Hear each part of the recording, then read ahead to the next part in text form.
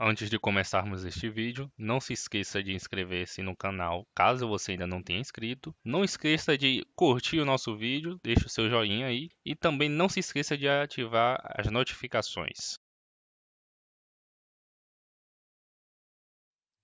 Preste atenção aqui e veja que o nosso MBR não é tão simples assim.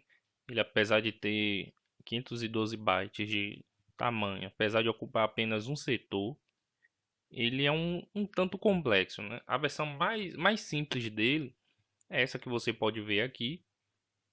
Note que ele tem uma área exclusiva para o código, uma outra área exclusiva para assinatura e temos também uma região reservada para a tabela de partição. Na versão mais simples do MBR, essa tabela de partição ela contém apenas 4 entradas, então você no máximo para esse disco você só vai poder ter 4 partições.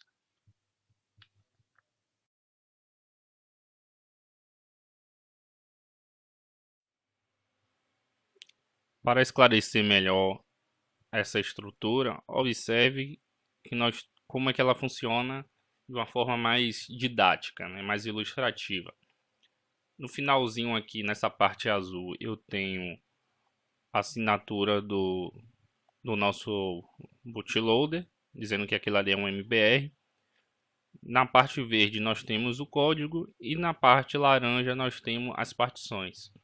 Então, quando a gente for sobrescrever, a gente só vai poder sobrescrever essa parte verde. Todas as outras partes do MBR elas devem ser preservadas, senão a gente vai ficar toda vez ter que ficar formatando, e nunca a gente vai conseguir manter nosso sistema de arquivos intacto.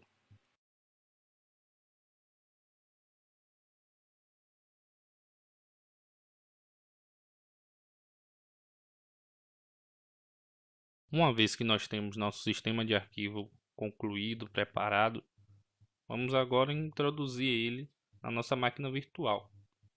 Abra o seu projeto novamente e no lugar de mbr.bin você vai colocar a imagem do disco. Eu já adiantei aqui, copiei as duas imagens, tanto a que eu gerei no Linux quanto eu gerei no Windows e copiei para dentro da pasta build. Então eu vou demonstrar para vocês como ficaria nas duas situações. Nesse momento eu vou colocar aqui o HD Win.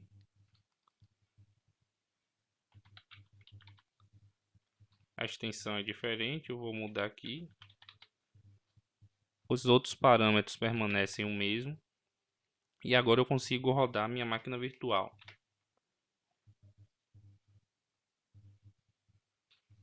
Então o que a gente precisa fazer é colocar o nosso código no setor de inicialização. Aqui a gente inicializou, mas como não tem nenhum código no nosso HD, na nossa imagem de disco, então aqui fica dessa maneira. Então o que a gente precisa fazer? Vamos fechar aqui para não dar conflito. Vamos novamente no nosso editor hexadecimal. Vamos abrir o nosso MBR e abrir o nosso HD. Ele não deixa abrir os dois de vez, então vamos abrir um de cada vez. O nosso setor que a gente criou na última aula foi esse aqui, e aqui está o nosso código executável. Vamos abrir agora a nossa imagem de disco. Lembre-se que aqui nós temos os dados de partição, então nós queremos preservar essas informações. Para poder transferir esses dados para cá, é muito simples. Selecione o código executável que você quer transferir para lá. Nesse caso aqui, o que a gente poderia fazer? Se o código tivesse muito grande, a gente poderia vir aqui e simplesmente selecionar 446. Cadê? Aqui. A gente poderia copiar 446 bytes diretamente sem nenhum problema, que seria a nossa região de código executável. E selecionar aqui também 446 bytes de código executável. sem nenhum problema. Então vim aqui simplesmente preencher seleção, colar e dar um OK. Note que ele já inseriu nossos dados. A gente vem aqui, salvar, ele vai reclamar que o arquivo está somente em leitura. Sem nenhum problema a gente vem aqui, coloca editável e salva novamente. Para se certificar de que realmente ele salvou, a gente aciona novamente, ele vai dizer que o arquivo não foi modificado. Então significa que ele já atualizou para a gente. Note que aqui eu preservei os dados da partição e a assinatura também do bootloader. Então a gente consegue ter o código executável sem perder os dados do disco. E agora a gente vai executar novamente a nossa máquina virtual. Vamos ver se tem alguma diferença agora.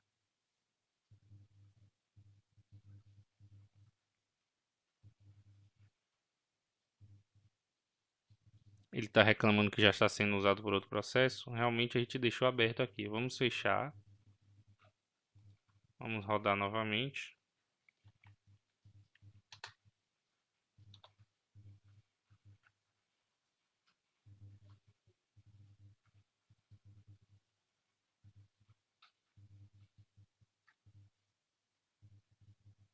E perceba que aquele nosso mesmo código que a gente rodou diretamente agora já está no nosso disco.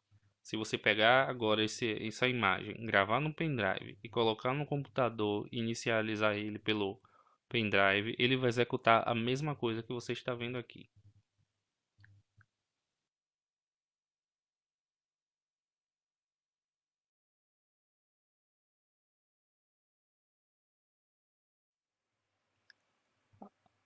A gente viu ali que dá para poder fazer e manter intacto, dá para a gente fazer manualmente. Só que à medida que o nosso projeto for crescendo, que a gente precisar gravar em locais diferentes do disco, vai ficar muito trabalhoso a gente ter que ficar fazendo na mão, né? Copiando, colando, copiando, colando. Aí a pergunta que fica é: há alguma ferramenta que a gente pode usar para poder automatizar esse processo durante o nosso desenvolvimento? E é isso que a gente vai responder na próxima parte.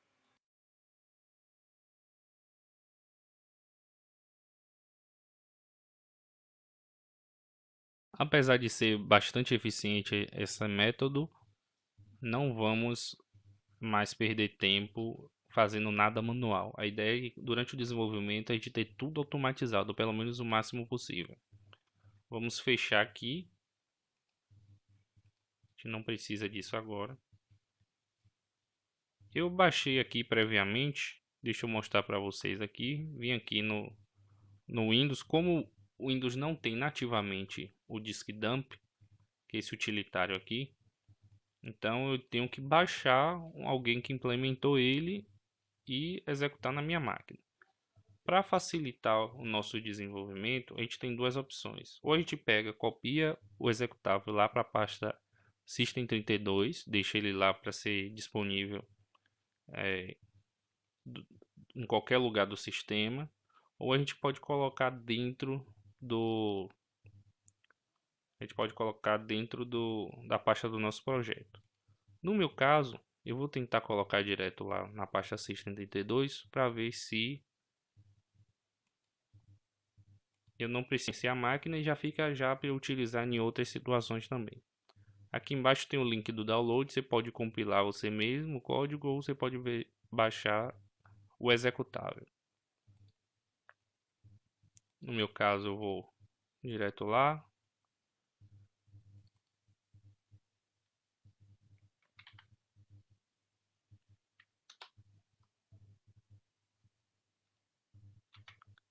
Vou colar aqui e vou dar permissão.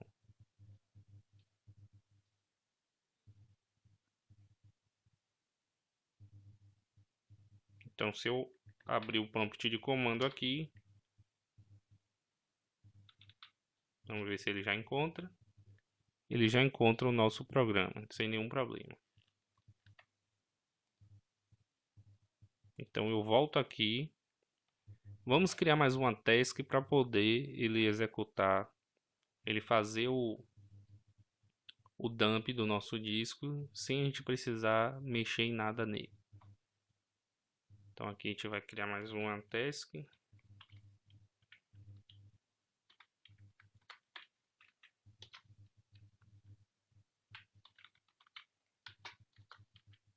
Vamos chamá-lo de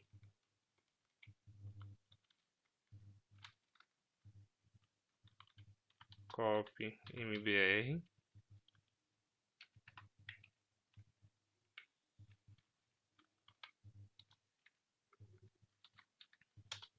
Vai ser do tipo shell também. Group vai ser build.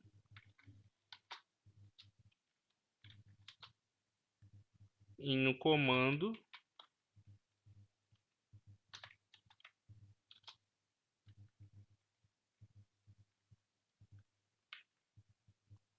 vamos chamar o dd.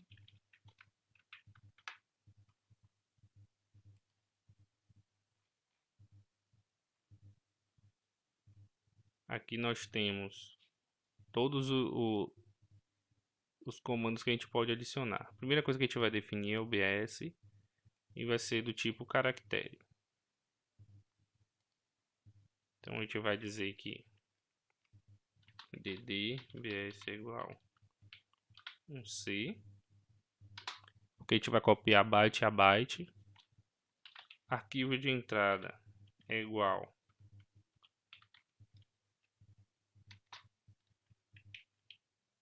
nossa pasta do workspace, dentro da pasta build, dentro da pasta o arquivo mbr.bin. Arquivo de saída, nós vamos informar que é praticamente o mesmo caminho aqui.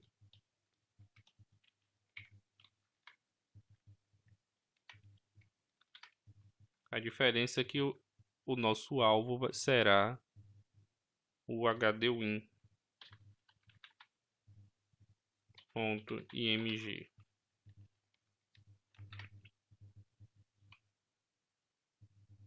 Então, feito isso, a gente ainda vai dizer que a gente quer que ele copie apenas 446 bytes, nada mais do que isso.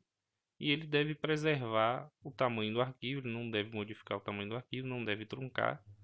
Mas em compensação ele só vai copiar 446 bytes da origem aqui. Vamos fazer uma modificação aqui após ele fazer o build, ou melhor, a gente pode fazer o copy, e aqui no copy a gente dizer que depende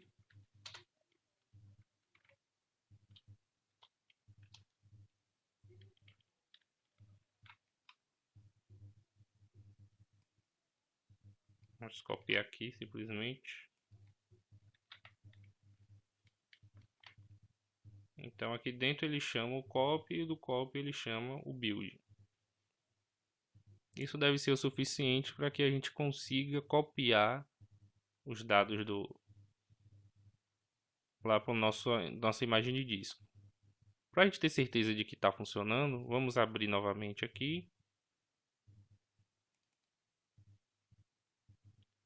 Vamos selecionar aquilo que a gente tinha editado anteriormente.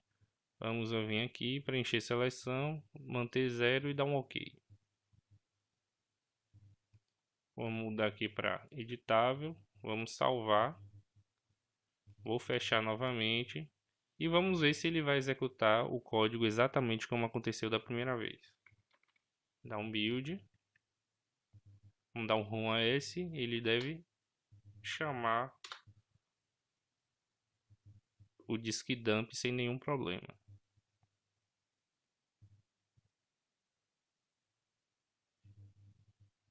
Ele está reclamando que o arquivo já está sendo usado. Provavelmente ainda está aberto aqui. Ó. Deixa eu fechar. Vamos rodar de novo. Opa. Fechar aqui.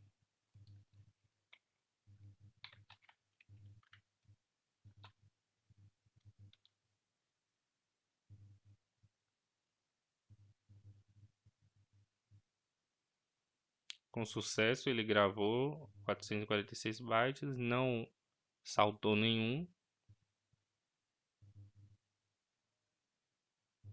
E veja que agora ele executou exatamente como nós fizemos passando manualmente. Então assim a gente consegue fazer automaticamente.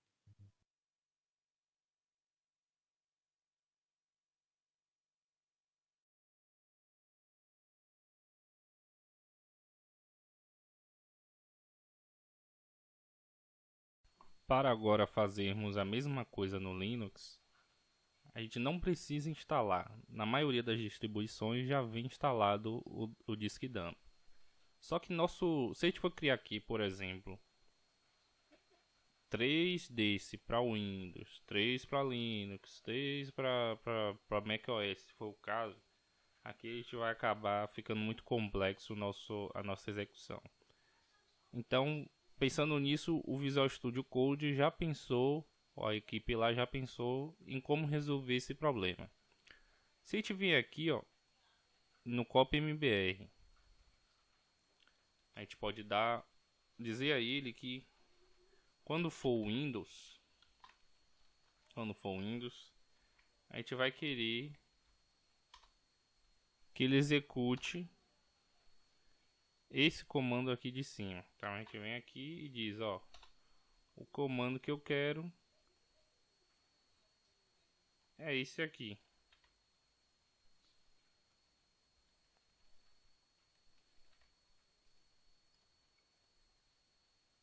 Então a gente pode remover o command daqui e agora criar a versão do Linux. Ele já prevê essa opção de te executar um código diferente para cada sistema operacional, sem nenhum problema. Então aqui a gente pode copiar o mesmo código. A gente vai fazer algumas alterações rápidas aqui. Primeiro, a gente vai remover isso. A gente não vai precisar desse parâmetro. Aqui vai ser exatamente o mesmo. A saída também vai ser exatamente a mesma.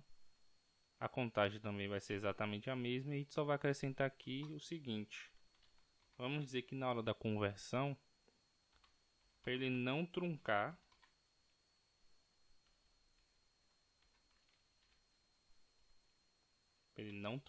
senão ele vai acabar estragando a nossa imagem de disco.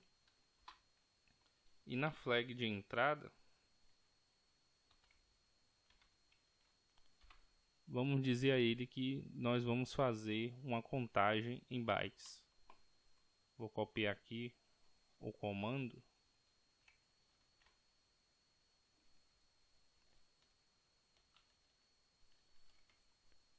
Então daqui agora a gente já copia o nosso comando.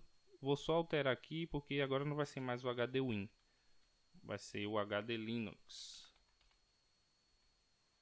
Acho que foi assim que eu coloquei aqui, HD Linux, exatamente. Salvar aqui. Vamos rodar agora para ver se vai executar o de cima ou se ele vai executar o de baixo. Ctrl Shift B. Vamos rodar. Continue.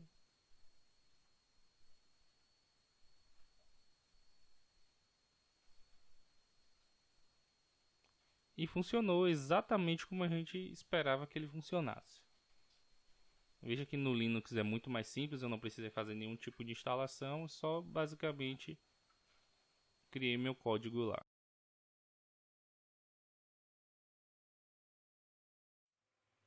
Ficamos aqui por essa aula e agora eu quero saber de você. E aí, tá gostando da série? Deixa aí embaixo nos comentários o que é que você está achando. Tem alguma dúvida? Precisa esclarecer? Alguma coisa que não ficou muito clara? Deixe também aí nos comentários. Se precisar fazer algum tipo de crítica, se quiser fazer algum tipo de sugestão, deixe também aí no comentário. Eu vou estarei lendo aí e respondendo, interagindo com vocês. E a gente vai preparar uma série que seja benéfica e que seja prazerosa para todos. Então é isso aí e até a nossa próxima.